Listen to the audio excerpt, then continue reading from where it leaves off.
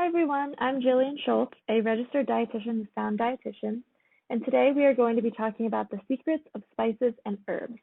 As many of you know, spices and herbs do so much more than just make our food taste better. So today we are going to be diving into 10 different spices and herbs to find out just what makes them so beneficial to our health.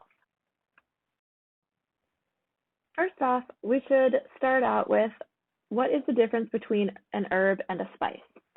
Herbs are the leaves of the plant, such as rosemary, sage, thyme, oregano, and cilantro, while spices come from the non-leafy parts, including roots, bark, berries, flowers, seeds, etc. An example would be cilantro.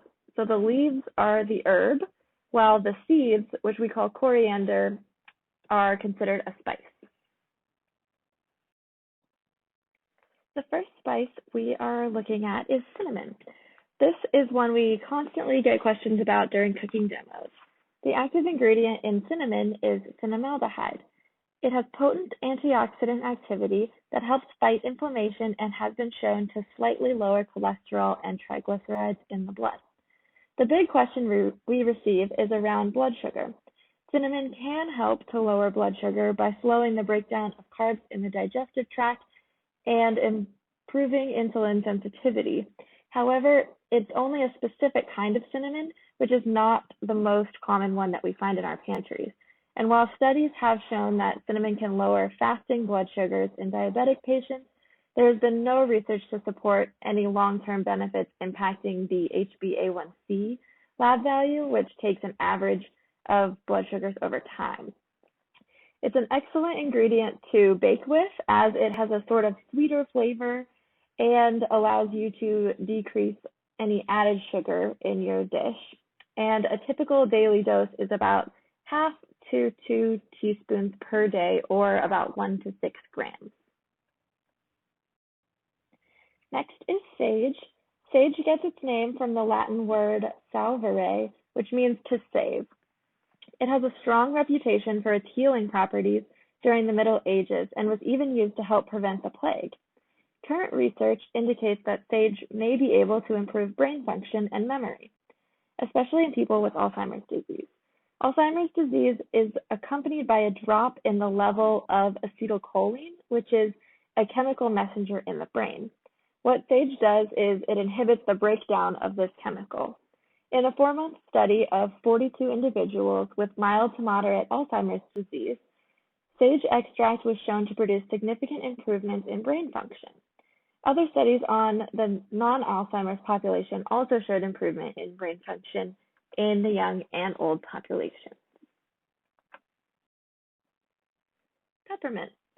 Peppermint has a long history of use in folk medicine and aromatherapy. As is the case with many herbs, it is the oily component that contains the agents responsible for the health effects. Many studies have shown that peppermint oil can improve pain management and irritable bowel syndrome. When IBS is triggered, either by eating certain foods or stress, it causes small spasms in the small intestine. If you were to go to a gastroenterologist, the prescription they would most likely give you would be a muscle relaxant to help prevent those muscles from spasming. Peppermint oil appears to work the same way by relaxing the smooth muscles in the colon. This relieves pain experienced during bowel movements and also helps to reduce abdominal bloating, which is a common digestive symptom. There are also some studies showing that peppermint in aromatherapy can help fight nausea. In a study of over 1,100 women in labor, peppermint aromatherapy caused significant reductions in nausea. It has also been shown to reduce nausea after surgery and C-section births. I can attest firsthand that whenever I'm experiencing nausea, a soothing cup of peppermint tea is my go-to. Turmeric is another spice that we get asked a lot about during cooking demos. Turmeric has gained popularity over the past few years with the golden latte trend. It's most recognizable as the spice that gives curry that distinctive yellow color and stains everything it comes in contact with. It contains several compounds with medicinal properties, the most important of which is curcumin. Curcumin is a remarkably powerful antioxidant helping to fight oxidative damage and boosting the body's own antioxidant enzymes. This is important because oxidative damage is believed to be one of the key mechanisms behind aging and many diseases. Curcumin is also strongly anti-inflammatory. Given that long-term low-level inflammation plays a major role in almost every chronic Western disease, it's not surprising that curcumin is linked to a variety of health benefits. To maximize its benefits, combine it with some black pepper. Black pepper contains the compound piperine, which enhances the curcumin absorption in the body. Holy basil. Not to be confused with regular basil or Thai basil, holy basil is considered a sacred herb in India. Studies show that holy basil can inhibit the growth of a range of bacteria, yeasts, and molds.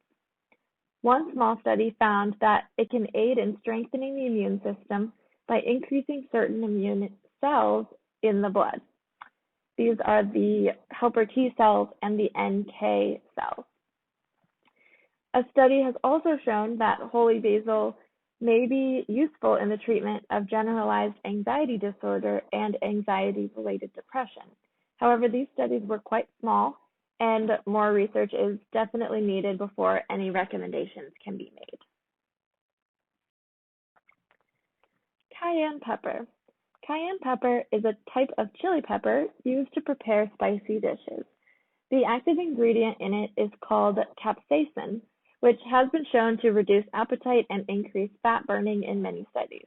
For this reason, it's a common ingredient in quote-unquote weight loss supplements.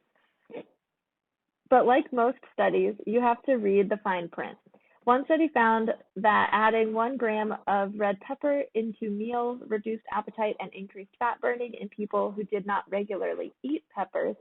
However, there was no effect in people who were accustomed to eating spicy foods. So this indicates that a tolerance to the effects can build up. Some animal studies have also found that capsaicin can combat certain forms of cancer, including lung, liver, and prostate cancer. Of course, these observed anti-cancer effects are far from being proven in humans, so take all of that with a grain of salt. Ginger. Ginger is a popular spice used in several forms of alternative medicine. Studies have consistently shown that 1 gram or more of ginger can successfully treat nausea. This includes nausea caused by morning sickness, chemotherapy, and seasickness. Ginger also appears to have strong anti-inflammatory properties and can help with pain management.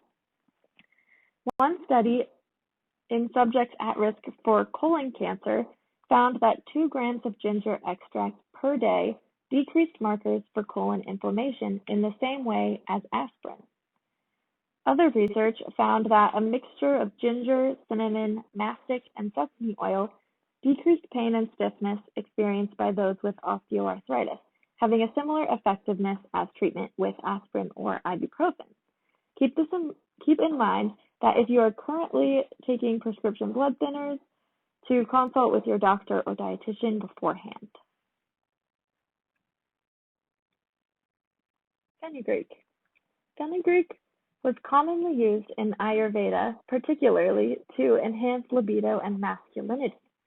While its effects on testosterone levels are inconclusive, fenugreek does seem to have beneficial effects on blood sugar. It contains the plant protein 4-hydroxyisoleucine, which can stimulate glucose-dependent insulin secretion and reduce insulin resistance. Many human studies have shown that at least 1 gram of fenugreek extract per day can lower blood sugar levels, particularly in people with diabetes, and this is because of the fiber, which helps to slow that spike in blood sugar.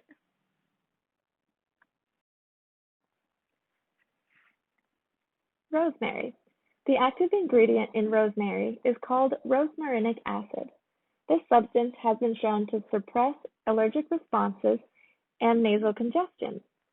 In a study with 29 individuals, both 50 and 200 milligram doses of rosmarinic acid were shown to suppress allergy symptoms, and the number of immune cells in nasal mucus also decreased with reduced congestion. Garlic. Throughout ancient history, the main use of garlic was for its medicinal properties. We now know that most of these health effects are due to a compound called allicin, which is also responsible for garlic's distinct smell.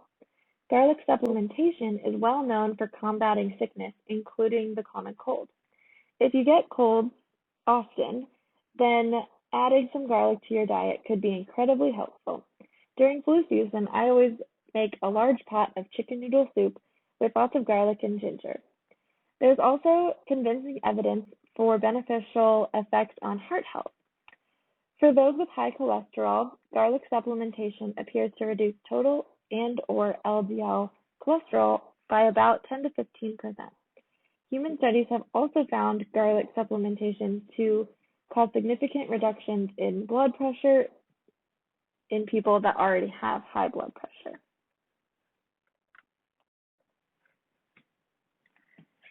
Herb and spice blends. The following are some common flavor profiles and how to achieve them by mixing herbs and spices. So the first one is Italian, where you can mix oregano, marjoram, thyme, basil, rosemary, and sage. To achieve a curry flavor, you can add coriander, cumin, turmeric, ginger, mustard, black pepper, cinnamon, cardamom, cayenne pepper. For a chipotle flavor, you can add chili powder, dried cilantro, cumin, oregano, sweet basil, garlic, thyme, and crushed chipotle pepper. And if you're feeling Moroccan inspired, you can add cumin, ginger, salt, pepper, cinnamon, coriander, cayenne, allspice, and cloves. So now let's talk a little bit about buying spices. If you can, purchase whole spices and grind them yourself. This ensures maximum potency and full flavor. They will also stay fresher for longer in their whole form. Go to ethnic markets. Here you will find good quality spices at affordable prices that get restocked more frequently than grocery store spices. Source a local spice merchant and ask lots of questions. Buy small amounts of spice at a time. This allows you to use them before they go stale. Quality spices are more potent and a little goes a long way. And finally, when you can, grow your own.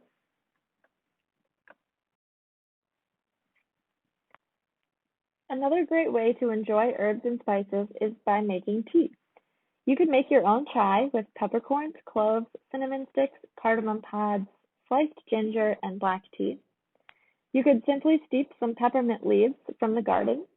This was a favorite of my host mom in Germany. She used to do this as an after-school treat. You could do a ginger turmeric tea with slices of ginger and turmeric steeped in boiling water. Or you could do a golden latte, which is ginger, turmeric, black pepper, a cinnamon stick, milk of your choice, and a little something sweet like maple syrup to taste.